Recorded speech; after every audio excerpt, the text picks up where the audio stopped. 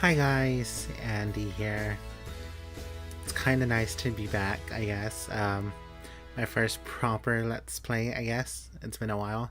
I hope you enjoyed the episode with Bob and Queth yesterday. Um, this is a visual novel. It's part of the Self Care Jam 2, or Self Care 2 Jam. I have no idea. I'm just gonna jump in. It's about an hour long, so let's get started. I really did miss recording. It's been too long.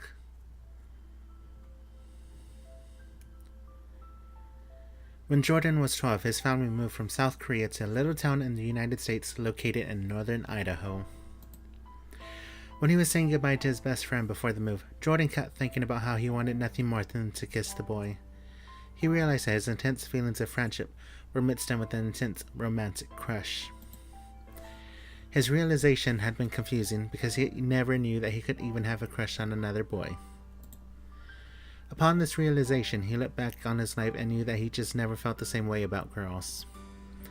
He felt like he had broken some rule that everyone else knew, but no one ever filled him in on.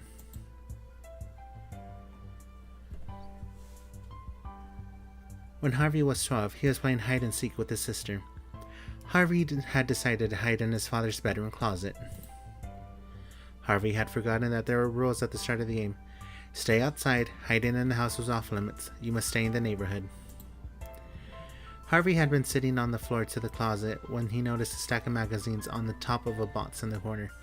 The box was labeled Martin's Crap. Harvey grabbed a magazine off at the top of the stack. The cover had a nearly naked woman. Harvey skimmed through the magazines. He felt grossed out by the time he got to the end. He briefly questioned if wanting to see girls naked was normal, and if he was not normal because he knew that he wished that there had been men in that magazine. Harvey tossed the magazine back onto the stack and continued hiding.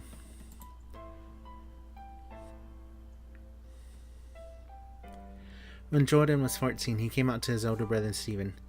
Stephen was supportive. He had Jordan, and who had started crying during all of this, and told him that he would always be there. Jordan choked out a question through his tears. What should I do? Stephen paused. He understood what Jordan was afraid of immediately. He looked at Jordan and told him, if you don't want to come out to them, you don't have to. I like to say that mom and dad are supportive, but... He trailed off. Jordan nodded.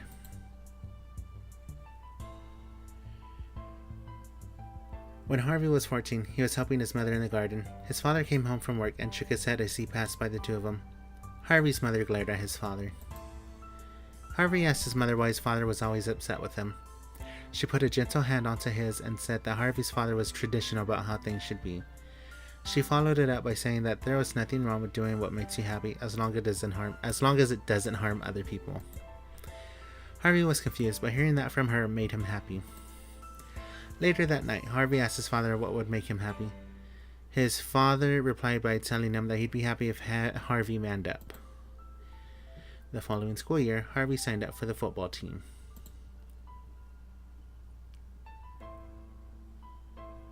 When Jordan was 16, his mother was sitting down at the dinner table when he got home from school. His mother spoke in a stern tone. Yeonjun, I found this while going through your room. Sitting in front of her was Jordan's diary. Jordan's stomach dropped. No, Mom, you can't tell Dad. Everything about her physically seemed calm, but Jordan knew that she was furious.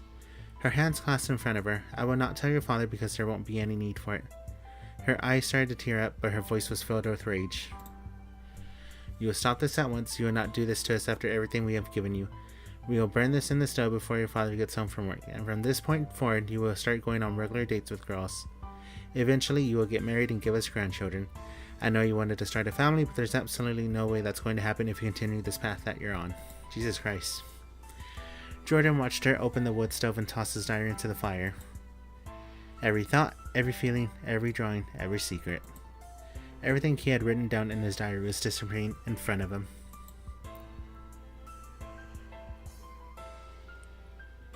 When Harvey was 16, he had become the star of the football team. Harvey no longer had time to help his mother in the garden.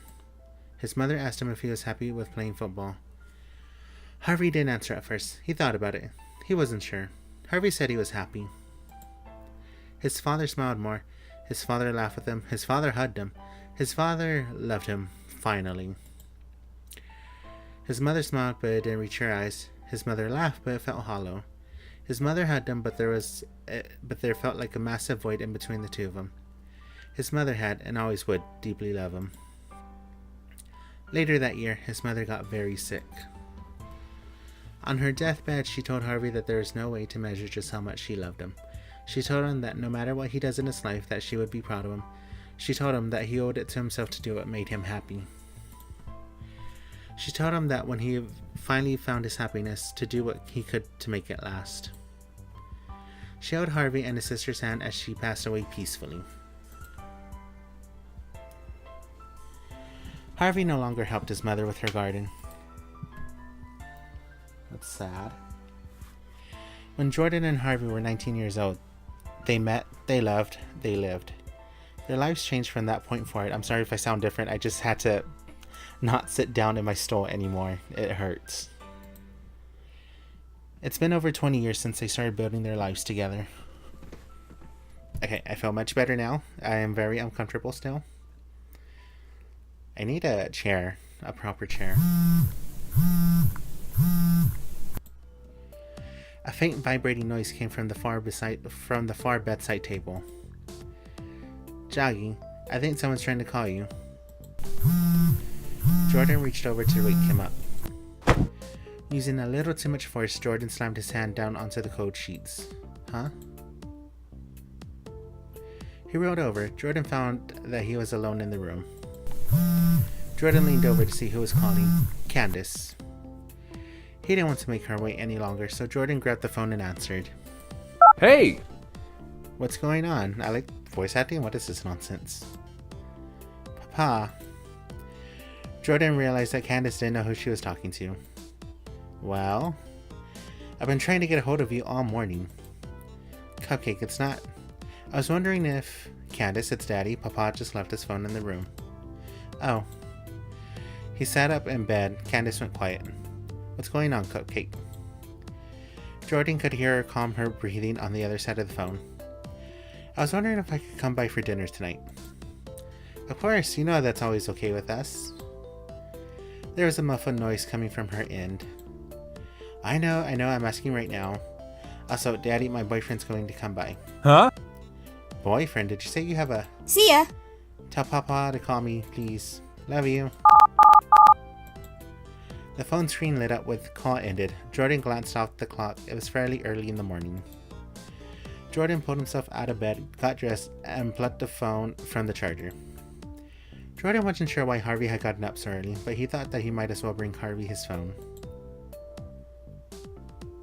Harvey? Huh.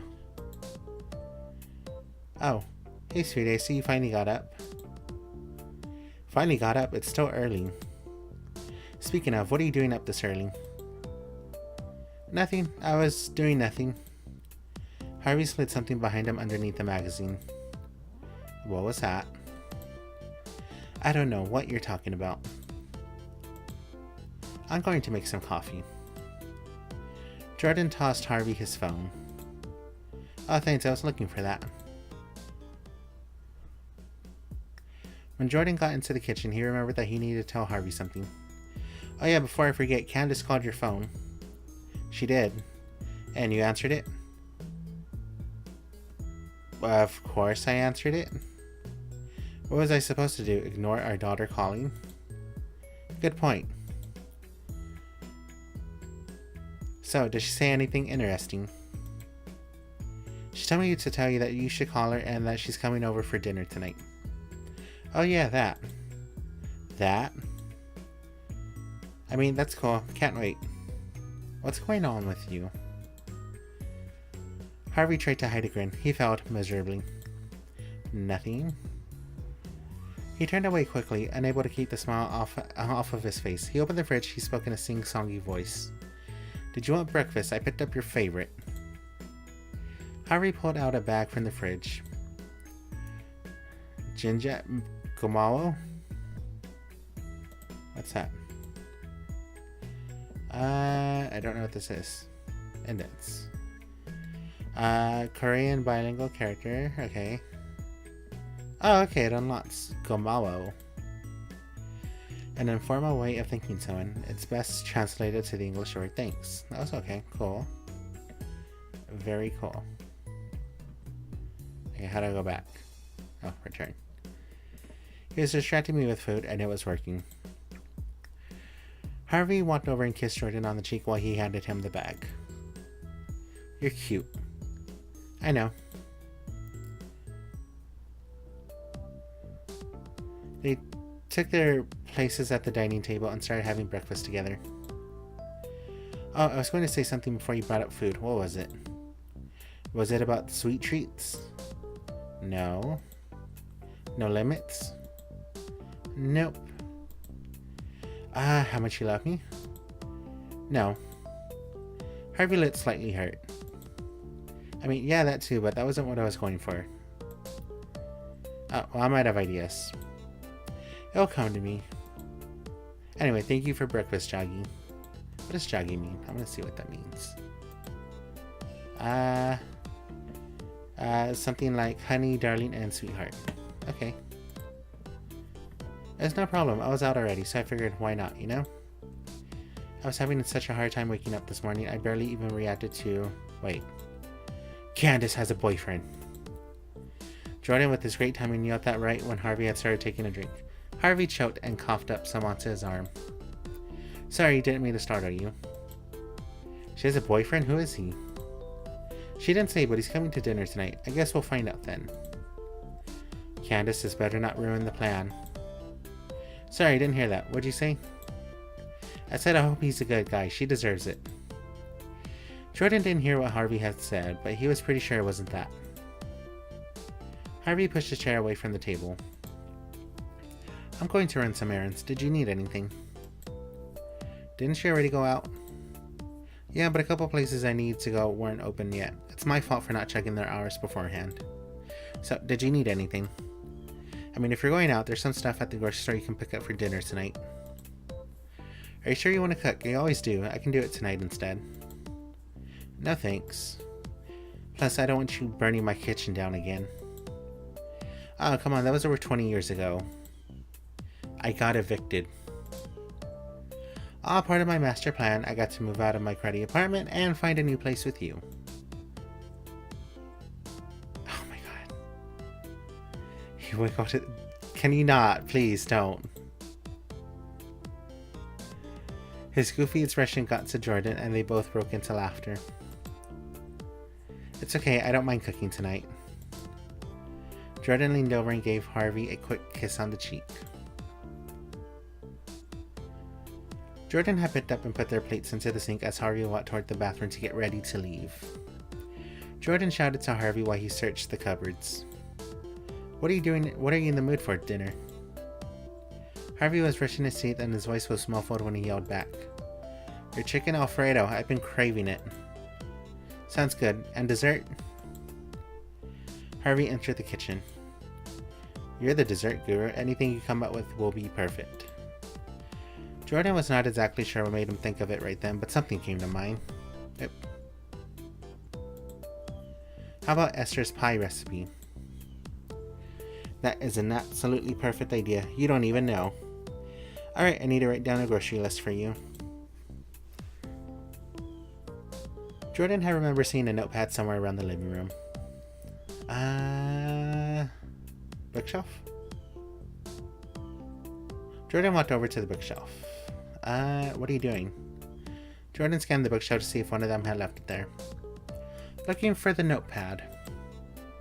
I think I saw it in the bedroom. Maybe check in there.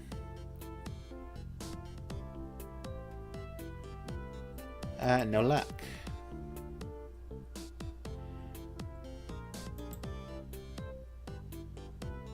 I'll just send you a text with the list.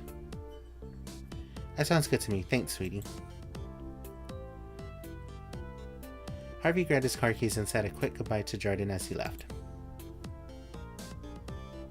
Jordan stood near the window and watched Harvey get into his car and drive off. He's acting so weird today. Jordan sighed and shook his head. Who knows what he's up to? Jordan pulled his phone out of his pocket and started a new message to Harvey. He thought of everything he could possibly need for dinner and sent him a list. Jordan's phone rang. He half expected Harvey to be calling about forgetting something, but it was actually Jordan's brother Steven calling. "Yeah, boys, yo." Jordan and Steven talked regularly on the phone. They talked about their families, their jobs, and anything else that was happening in their lives. Wap Megoisio? I don't know how to pronounce it, I'm sorry. While talking on the phone with Steven, Jordan walked around the house and cleaned up a bit. Jordan rinsed out some muds that were sitting out and put them in the dishwasher. He cleaned out some magazines that had been sitting out on the coffee table for a few days. Jordan found Harvey's coat hanging on the doorknob to the hallway closet. He picked it up and took it into the bedroom. He opened the bedroom closet. He balanced the phone between his shoulder and ear while he reached for a coat hanger. When he was hanging the coat onto the rack, he nudged the shelf up above. A loose spot started to slide towards Jordan. Ah! I love it. I love that sound. He jumped out of the way of the bots, and there was stuff everywhere. Wachana? Steven had overheard the crashing noise over the phone and asked Jordan if he was okay. I can't pronounce that. Somebody in chat, please tell me how to pronounce it. Jordan told him he was fine, but he had to go. Jordan kneeled down and started picking up the contents from the box. This was a box full of stuff from when Harvey and Jordan had gone to college. It was filled with knickknacks from their apartments, photos, and couple books. Aww, how adorable. I love it. Jordan was putting things back into the box when he picked up one of the photos. It was taken the day that Harvey and Jordan had met. Flashback. Okay, I think I'm going to actually end this episode here because I'm getting really tired of sitting on my knees. I will definitely continue this because I'm really enjoying it. I'm really enjoying where it's going. But for now, bye for now. Come back soon. I will definitely be recording again.